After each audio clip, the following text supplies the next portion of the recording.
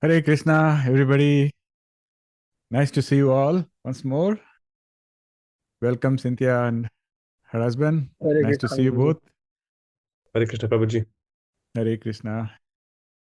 So, this is Krishna Dasa. Welcome you all.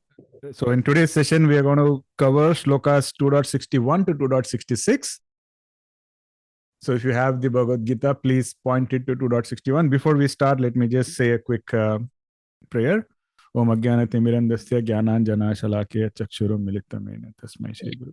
Om Namo Bhagavate Vasudevaya. Om Namo Bhagavate Vasudevaya. Om Namo Bhagavate Vasudevaya. Om Namo Bhagavate Vasudevaya. Om Namo Bhagavate Vasudevaya. Om Namo Bhagavate Vasudevaya. Hare Krishna. So I'm playing the shlokas starting from 2.61. So please try to follow through. तानि सर्वाणि संयम्य युक्त आसीत मत्परः वशे हि यस्येन्द्रियाणि तस्य प्रज्ञा प्रतिष्ठिता ध्यायतो विषयान् पुंसः सङ्गस्तेषूपजायते सङ्गात् सञ्जायते कामः कामात् क्रोधोऽभिजायते क्रोधात् भवति सम्मोहः सम्मोहात् स्मृतिविभ्रमः स्मृतिभ्रंशात् बुद्धिनाशो बुद्धिनाशात् प्रणश्यति रागद्वेषविमुक्तैस्तु विषयानिन्द्रियैश्चरन् आत्मवश्यैर्विधेयात्मा प्रसादमधिगच्छति प्रसादे सर्वदुःखानां हानिरस्योपजायते प्रसन्नचेतसो ह्याशु बुद्धिः पर्यवतिष्ठते नास्ति बुद्धिरयुक्तस्य न चायुक्तस्य भावना न चाभावयतः शान्तिरशान्तस्य कुतः सुखम्. Hare Krishna. So I think today Poonamji was going to read. Can you hear me? Yes. Yes. Hare Krishna to all. 2.61. One who restrains his senses, keeping them under full control, and fixes his consciousness upon me, is known as a man of steady intelligence. 2.62. While contemplating the objects of the senses, a person develops attachment for them, and from such attachment, lust develops, and from lust, anger arises. 2.63. From anger, complete delusion arises, and from delusion, bewilderment of memory. When memory is bewildered, intelligence is lost. When intelligence is lost, one falls down again into the material pool. 2.64. But a person free from all attachments and aversions and able to control the senses through regulative principles of freedom can obtain the complete mercy of the Lord. 2.65. For one thus satisfied in Krishna consciousness, the threefold miseries of material existence exist no longer. In such satisfied consciousness, one's intelligence is soon well established. 2.66. One who is not connected with the Supreme in Krishna's consciousness can have neither transcendental intelligence nor a steady mind, without which there is no possibility of peace. And how can there be any happiness without peace? Hare Krishna. Hare Krishna. Thank you so much, Poonamji. So Krishna continues to explain the qualities of a person who is a Sthita Pragya. This is how this set of shlokas have started, where Arjuna wanted to know, okay, you want me to be a Sthita Pragya, but how do I identify what are the traits, what are the qualities of a Sthita Pragya? So Krishna has been explaining that, and he continues with that explanation. In 2.61, Krishna says, they are established in perfect knowledge, who subdue their senses and keep their minds ever absorbed in me. So the English translation of a Sthita Pragya is those who are established in perfect knowledge. Perfect knowledge basically means knowledge about God, knowledge about dharma, what is right, what is wrong. That is a sthita pragya. So as you can see in the previous verses, Krishna had said that the senses are very turbulent because they have the power to forcibly carry away the mind of even wise people. Even saints fall victim to the senses. Now Krishna is going to give a tip on how to control the senses. So Krishna says one of the tips is you divert it towards me. Now in Srimad Bhagavatam, so let us first try to understand.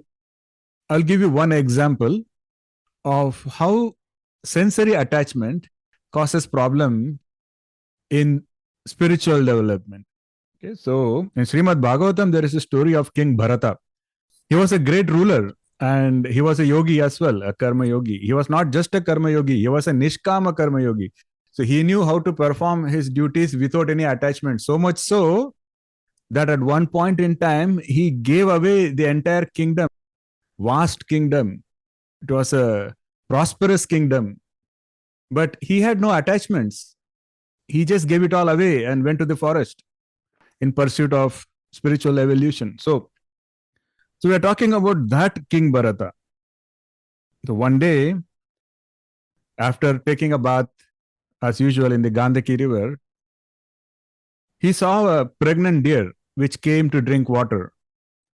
Now, just when it was about to drink water, there was a lion which started roaring pretty, when lions roar in the forest, the wild ones, not the ones in the zoo, the ones in the forest, the wild ones, they have a pretty scary roar. And so this deer was in a delicate condition already. It was pregnant, and then it hears this huge roar of a lion, and then it panics and it runs across the river. It goes to the other side of the river. It gives birth prematurely, and in the process it dies. But then King Bharata sees all this and he takes pity on the small deer that is just been given birth, and he takes it, he protects it, he nurtures it, he keeps it in its ashram. But what is happening is gradually he is getting very attached to this deer now. Now his mind is getting very attached to that deer. Now see, what used to happen is his devotional practice also started weakening, because he would try to meditate and then the thought of the deer will come. See? Now, the same Bharata who could give away an entire kingdom was now being a victim of attachment to a deer. So what happened once the deer went missing? Went somewhere. Bharata couldn't find it and he was so distraught. He kept searching for the deer all over the place. He was running. He was like, where is my deer? Where's my deer? And unfortunately, he has a bad fall during this whole process and he dies. But when he dies, his mind and thoughts were full of that deer. Because of that, based on the law of Prakriti, the next birth he got, he was born as a deer. We will see later on in the Bhagavad Gita, where Lord Krishna explains this whole process. So, this is the law of Prakriti. Whatever your vibrations, whatever your attachments at the time of death, they manifest in your next birth. That is why it is so important that we fix our thought and minds in this birth. But then, of course, the story also has a happy ending, because he is not an ordinary person. He is a very renowned, spiritually evolved person, and this was just one mistake he did in his life. But based on his spiritual evolution, although he was born as a deer, he still had memories of his past birth. So he knew why he was born as a deer, and then he goes and spends his time in another ashram and so on and so forth. And so what is the crux of the story? The crux of the story is, even a great karma yogi like Bharata, who could give up an entire kingdom, can still become a victim of sensory attachments. So we have to be very careful about this. In the same Srimad Bhagavatam, there is a story of another king. He was King Ambarish. So I'll say both stories and you can see what point we are trying to derive out of this. Okay, so Ambarish's story. So it is in Srimad Bhagavatam, Canto 9. So there are 3 shlokas. I will just read the translations. It says, Maharaja Ambarish always engaged his mind in meditating upon the lotus feet of Krishna, his words in describing the glories of the Lord, his hands in cleansing the Lord's temple, and his ears in hearing the words spoken by Krishna or about Krishna. The next shloka says, King Ambarish engaged his eyes in seeing the deity of Krishna, Krishna's temples and Krishna's places like Mathura and Vrindavan, his sense of taste in tasting food offered to Krishna. He used his legs to walk to holy places and temples of the Lord, and he used his head to offer obeisance to the Lord.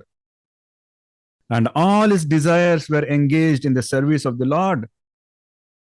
You see, are you able to follow these slokas? I mean, in these verses, you can see that pretty much every sense he had, he was utilizing in the service of the Lord. And thus, he was not at all disturbed by any sensory pleasures or sensory attachments or sensory objects. That is how he overcame the trouble of the senses, by utilizing all his senses in the service of the Lord. Now in 2.62, Krishna says that while contemplating upon objects of the senses, a person develops attachment for them. And from attachment, lust develops. And from lust, anger arises. See, Krishna is a master psychologist. So this is a master class in mind management. This is not a religious lecture at all. So if you pay attention, you can see the beauty of what Krishna is saying. It's very categorical, very objective. One very important thing we have to understand, this we discussed in the other class yesterday, is there is nothing wrong about love. Love is a very pure, love is the universal emotion. The problem is attachment. So whenever you mix attachment with love, that is what becomes lust. See, because the problem is not with love, the problem is with attachment. The attachment is what keeps the mind agitated all the time. And again, lust doesn't just mean sexual attraction. Lust just means love for any person or love for anything which is mixed with strong attachments. In other words, I love somebody, but I'm always worried whether that person is going to love me back. So me loving that person was not a problem. My attachment now, I am attached. Attachment is causing, what is attachment? Basically, you want to control the result. You want to control the outcome. So you love somebody, but then you want to control what happens when you love somebody. And that causes agitation. See, many times you can see, most of us, when we were children, when we were young children, we had no problem. We will just look at a stranger and we could give a flying kiss. We could say, I love you. It was all okay. But when we grow up, what happens? We are petrified of love. We can't express love to anybody. What happens? The problem is with those attachments. We are afraid of rejection. We are afraid of what the other person will say. We are afraid of how you will be perceived. They are all attachments. And that is what disturbs the mind. And that is why Krishna says, avoid lust. In the entire Bhagavad Gita, Krishna has never said, avoid love. Krishna has always said, avoid lust. And this is the definition of lust. And as you know, you can never satisfy lust. That's the definition of lust. It is insatiable. Now, Krishna has given a formula in a very objective way. What Krishna says, thinking about sensory objects. If you are all the time thinking about sensory objects, that leads to attachment. With me? That makes sense? Deepali, is that clear? And attachment leads to lust. We just discussed that. And lust leads to anger. This is how Krishna is categorically coming. And from anger arises delusion. You know what is delusion? We discussed it earlier. Delusion is you start being very attached to your own opinions, your own beliefs. That is delusion. And in a delusional state of mind, you can't see fact, you can't see truth. And constant delusion damages your memory. And when your memory gets impacted, your intelligence gets impacted. And when intelligence is lost, that's it, it's game over. Okay, so let me share my screen, this part of my screen, and I want to show you this small diagram that we have. Let me know if you are able to see this. Can you see this? Yes. Can one of you read top to bottom what's in this diagram? Yeah. Shall I? Who else is volunteered?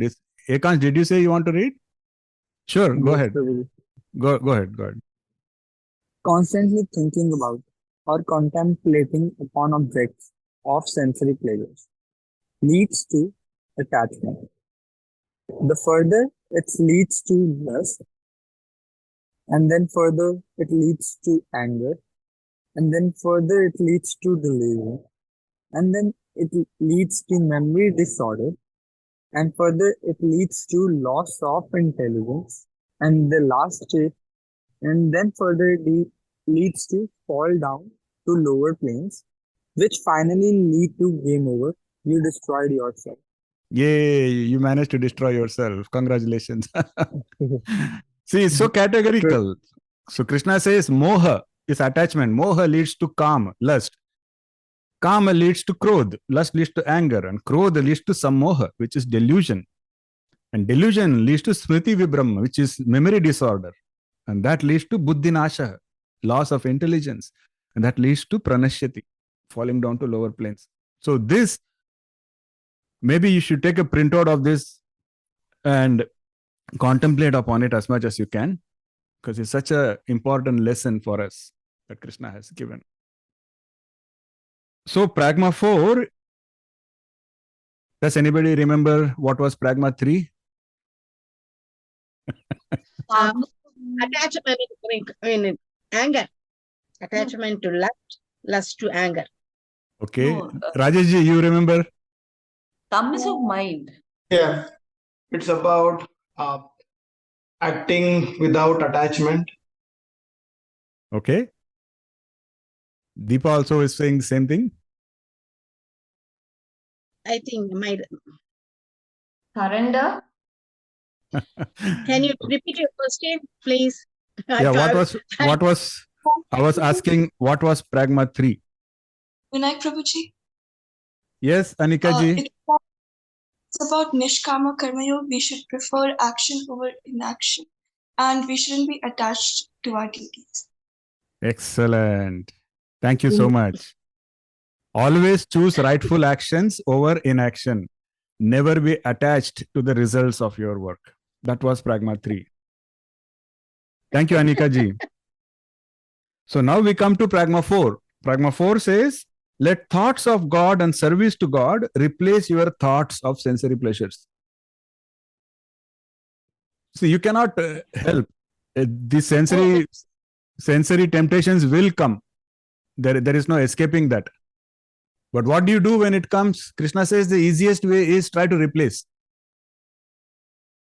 So in my humble opinion, it's very difficult to escape once you are caught in the vicious cycle of cause and effect. So it is best to avoid the root cause. The root cause is contemplating.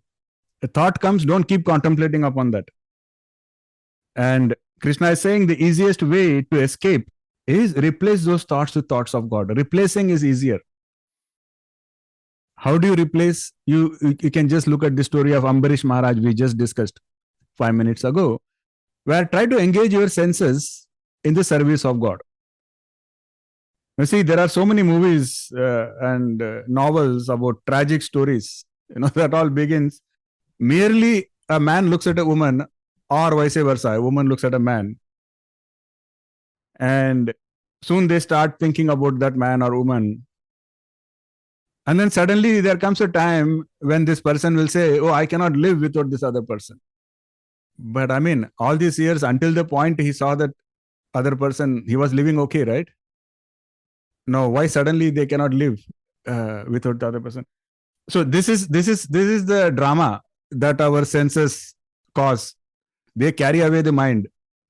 Senses are so turbulent, and they put us in this situation where we are not able to think clearly.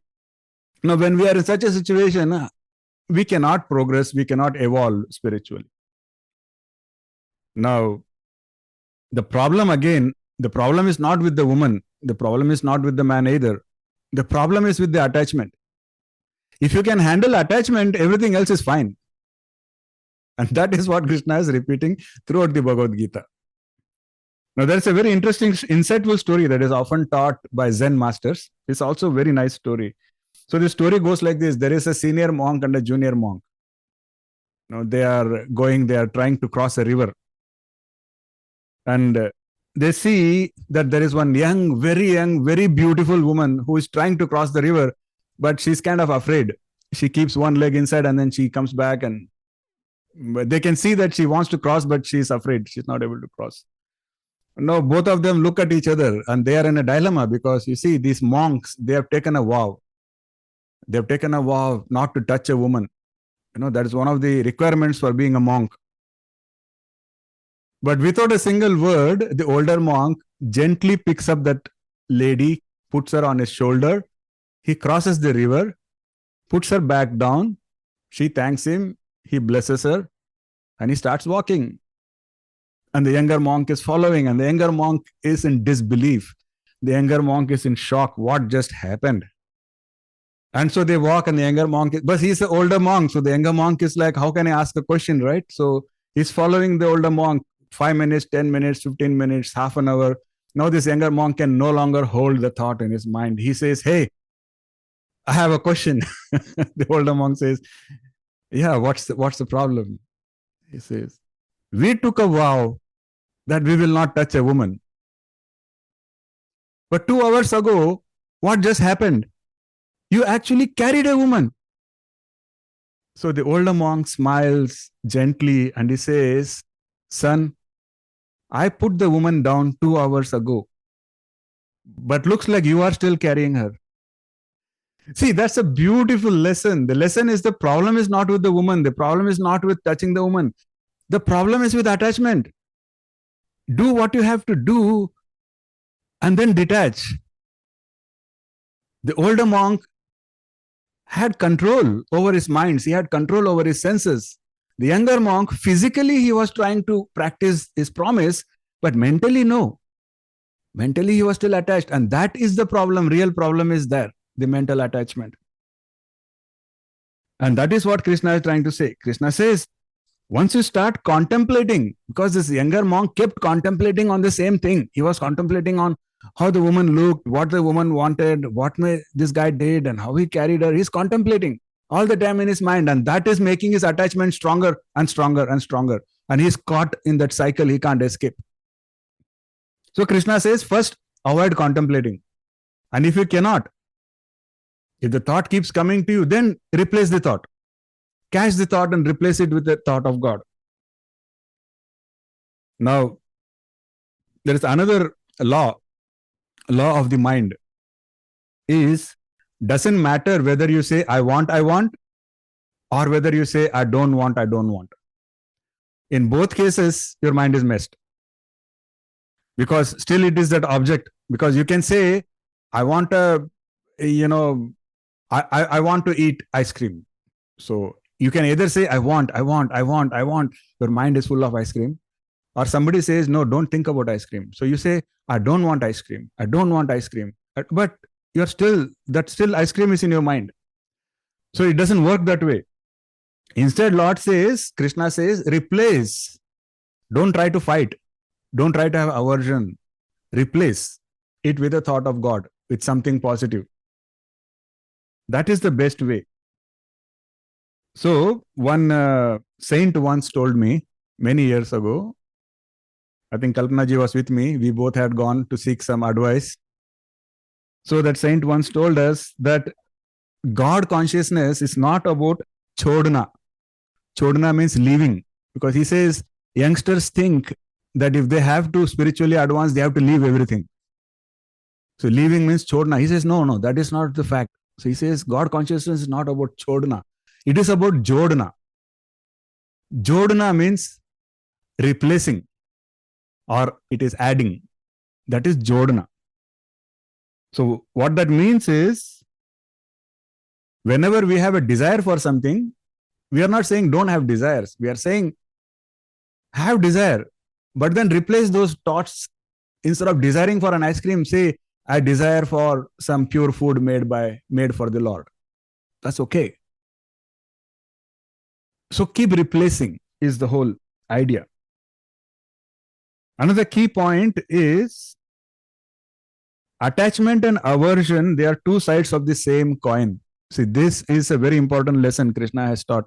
Because you can see even in India, there is a misconception. There is this thought that only people who run away from everything, they have to run away from life, they have to run away from material things, they have to run away from their family, they have to go into a mountain, they have to sit in a cave. And there is a misconception that only those people can evolve or only those people. That is not true. Krishna himself is saying here.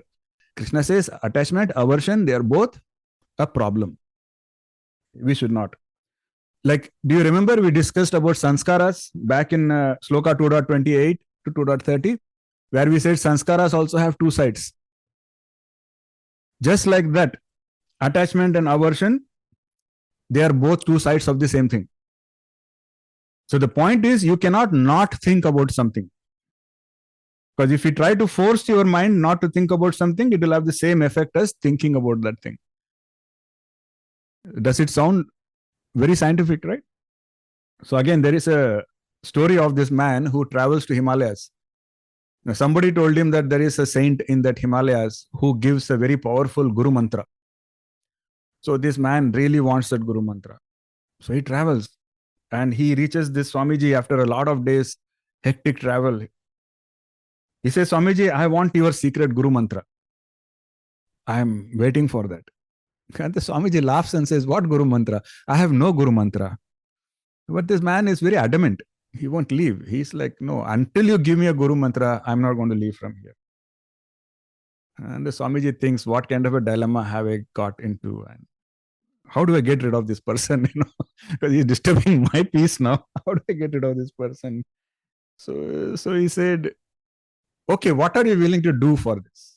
What are you willing to do to get a Guru Mantra? The man says, I will do anything, Guruji. Anything I will do to get this secret Guru Mantra. So the Swamiji says, okay. He gives him a fruit. He says, take this fruit. You see that tree there, banyan tree. Go sit under that tree and meditate upon God for 1 hour. He says, that's all. He says, no, there is a condition. In that 1 hour, when you meditate on God, you cannot think about that fruit that you are holding in your hands. He says, oh, that's so easy. So he goes, sits, starts meditation, and he tells himself, don't think about the fruit. I'm not supposed to think about the fruit. No fruit, no fruit, no fruit. And guess what? Within 10 minutes, his mind is full of that fruit. So much so that he sees the color of the fruit, he can smell the fruit, he even starts feeling the taste of the fruit in his mouth. So within half hour, he comes back and he says, Swamiji, I'm very sorry. I failed your test. I think I understand. I don't deserve your Guru Mantra. I'm very sorry. Forgive me, Swamiji. Now, the Swamiji was really moved by this guy's honesty. He says, okay, this guy was at least honest enough to come and admit that it was beyond him to do that. And then he tells the man, the real secret is that there is no secret Guru Mantra. You don't need any secret Guru Mantra to attain God. All you need is sincerity, purity, humility, and consistency. He says, from now on, whenever you catch your mind being occupied by anything other than God, catch that thought, replace it with God. And if you don't know how to do that, start by constantly chanting the name of God. He says that is the secret. If you can do that, you will get liberation in this lifetime. Now, that is exactly what Shri Krishna is recommending. Krishna says, replace your thoughts of sensory pleasures with the thoughts of God. So whenever you catch yourself thinking about some sensory pleasures, just replace that with thoughts of God and service to God. That is not difficult. Now, that is why we have a need for mind control. So when the mind is free from both attachment and aversion and is absorbed in devotion to God, we receive the grace of God and we can experience this unlimited divine bliss. Guaranteed. See, when we were all toddlers, we all used to have desires like small desires. We wanted chocolates. We will do anything to get a box of chocolates. Then we grow a little bigger, then we want a tricycle. And then we want a bicycle. Then we grow a little bit bigger, then we want a motorbike. See, by the time you are desiring a motorbike, your desire for a tricycle has gone away, correct? And then you grow a little older, richer, bigger, then you want a luxury car. And by the time you want a luxury car, your other desires seem smaller because now that desire becomes the main desire, correct? In other words, if you look at your own lives, at every stage in our lives, some bigger desire has replaced a smaller desire. Just like that, God is the biggest desire you should have. And when we are able to have that desire, then all other desires will go away. That is the beautiful reasoning Krishna is giving in the Bhagavad Gita. So Krishna says, when you start desiring for something high, your desires for something low will automatically go away. So he says, why don't you then start desiring for the highest? Then all lower desires will automatically go away. And then Krishna says, who has not controlled the mind and senses cannot contemplate on God. For one who never unites the mind with God, there is no peace. And how can one who lacks peace be happy? Very logical. So, the founder of Ashtanga Yoga, he was sage Patanjali. And he also emphasized the importance of controlling the mind and senses. So, in Yoga Sutras 1.2, Patanjali says, Yoga Chitta Vritti Nirodha. That means yoga is the controlling of the fluctuations of the mind. He says that to achieve ultimate goal of yoga, which is self-realization or union with the divine, one must learn to control the mind and its constant fluctuations. Everybody says the same thing. And Krishna is kind of the authority and he is giving a certificate that yes, that is the truth. That you have to control your mind. There is no other way. You cannot reach me until you do that. Okay. It is not about, wearing fancy religious clothes and going to fancy temples and, saying fancy mantras and being very fluent in Sanskrit. They are all okay. But at the end of the day, do you have control over your senses? Do you have control over your mind? Krishna has always said that is what is the prerequisite to come to me. And what Krishna is also saying, there is a very beautiful example, says, humans, you have seen when we want to control like a cattle or when you want to control an animal, we will tie it to a pole. So it has some freedom, but then that freedom is limited to the length of that rope. That is its freedom. But you prevent it from running wild by tying it to a pole. So Krishna says, just like that, to prevent your mind and senses from running wild, tie them to the pole of God consciousness. Tie them to me. So beautiful. So focus your thoughts on the Lord. Tie your senses to the yoke of God consciousness. That is the key to liberation. And I would also like to quote, some of you may know Anandamayi Ma. She is also a saint. And she has beautifully said that, I'm talking about Anandamayi Ma. There are two Mas. One is Amritanandamayi Ma, one is Anandamayi Ma. People usually mistake, but I'm talking about Anandamayi Ma. Her bhajan we usually play before the start of the session. she was an elevated soul, very simple, very powerful, elevated soul. I mean, she had no formal education, but she could debate with scholars. That was God's grace that she had. And she says, Jahan do hai, wahi dukh hai. Powerful, simple, very powerful. Jahan do hai, wahi dukh hai. What that means? That means whenever there is separation from God, when you think you are separate and God is separate, that is do. She says, wahan dukh hai. Once you unite your thoughts with God, and once you feel that unity with God, then there is no do, there is one, there is ek. And she says, all unhappiness will go away. It's such a beautiful, profound statement. But again, to reach from do to ek, what we need is to unite our thoughts with God. Because God is there, but our thought is somewhere else. As long as that keeps happening, there will always be duality. So if you want that unity with God, you have to start by controlling your senses, controlling your thoughts. And the way to control your thoughts is replace your thoughts with thoughts of God and service to God. It seems simple, but that's all is required. Very powerful, very effective. So with that, I will conclude today's session. Hare Krishna. Once again, thank you everybody. So grateful for your association and support. I'll open the floors. If somebody has any comments, questions, anything they want to add, feel free. Looks like everybody is replacing their thoughts with thoughts of God. Total silence. I like that. You're practicing right away. Replacing the thoughts. Yes, yes. Good, good. My best wishes.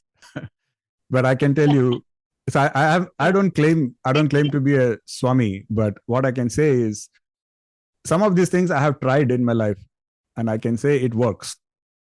It definitely works. Especially anger is something that, plays a big role. I mean, we are going somewhere and something as simple as some poor guy honks at us and we lose it. Now, we just have to introspect what's going on there, what's going on in our mind, what is causing this, because, as Krishna said, starting from anger, delusion arises. Because delusion means you have your own opinions, you have your own beliefs. That guy is a jerk. That guy is, intentionally doing it. He doesn't like me. He hates me. Whatever. It's not true. Correct? So, what I have tried is many times when I have any disturbing thought, I try to replace it with good thoughts.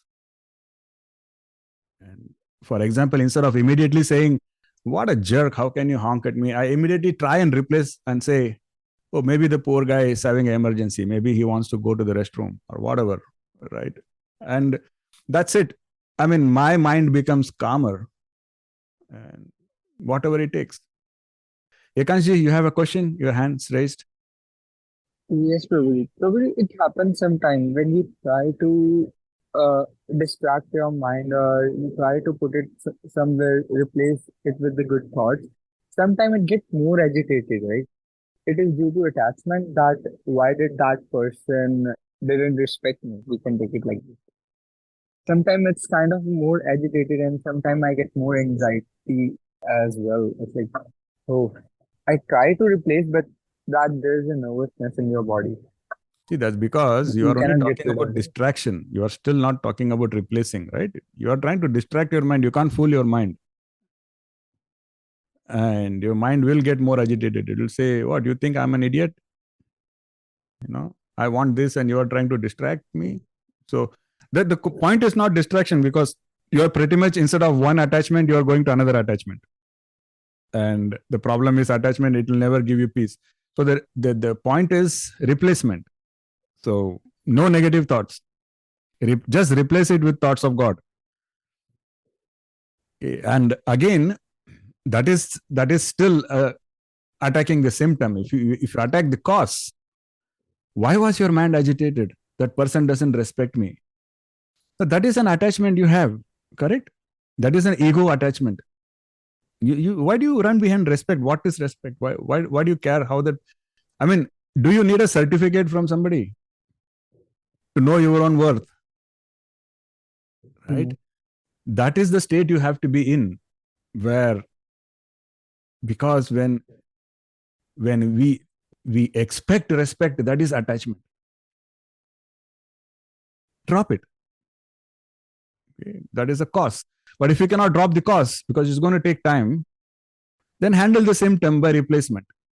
Okay, you are attached. Now your mind is disturbed. Catch that disturbance, replace it with thoughts of God. And gradually the cause will take care of itself. I know this is all easier said than done. Okay, because otherwise everybody who reached the Bhagavad Gita would have become an elevated soul. So, but this is all theory. But the point is, we have to practice, and we have to practice small and practice steady. That is one of the biggest benefits of having a satsang like this, because this satsang that we have, this group of people, they're all trustworthy people. So you can trust them. It's a safe playground for you. Build connections with each other, practice it with each other, discuss it with each other, talk about your, I have this situation, how do I handle it? That is what a satsang is. Together then we can all progress. Okay. So we are almost on time. No, so in the same context, the same applies for overthinking also. Like, sometimes it needn't necessarily be attachment. You just overthinking, what's going to happen for the future, or like, kya hoga? I mean, I'm just, those scenarios also you should replace with thoughts of God, preferably, rather than thinking differently, like all will be good with me. I mean, what's your view on that? Correct. So again, there is a cause and there is an effect.